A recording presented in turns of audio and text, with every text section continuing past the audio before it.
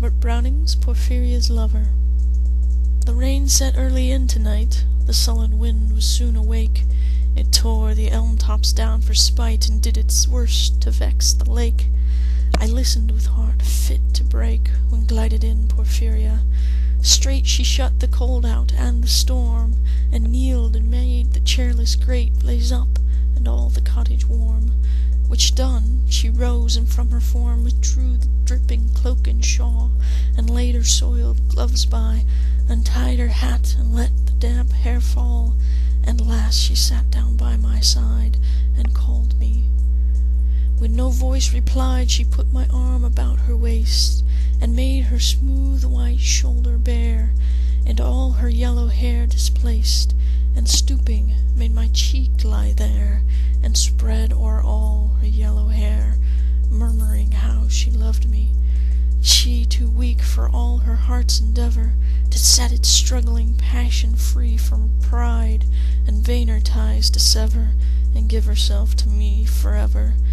But passion sometimes would prevail, nor could tonight's gay feast restrain a sudden thought of one so pale for love of her, and all in vain. So she was come through wind and rain. Be sure I looked up at her eyes, happy and proud. At last I knew Porphyria worshipped me.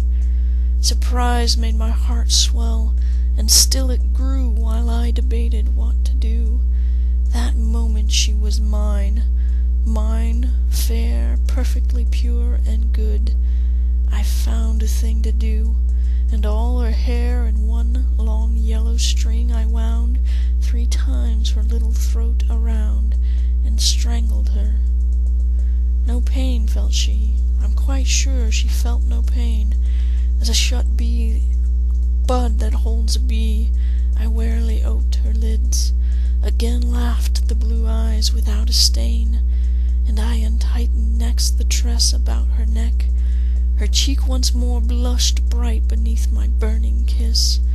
I propped her head up as before, only this time my shoulder bore her head, which droops upon it still, the smiling rosy little head, so glad it has its utmost will, that all it scorned at once is fled, and I, its love, am gained instead. Porphyria's love! She guessed not how her darling one wish would be heard, and thus we sit together now, and all night long we have not stirred, and yet God has not said a word.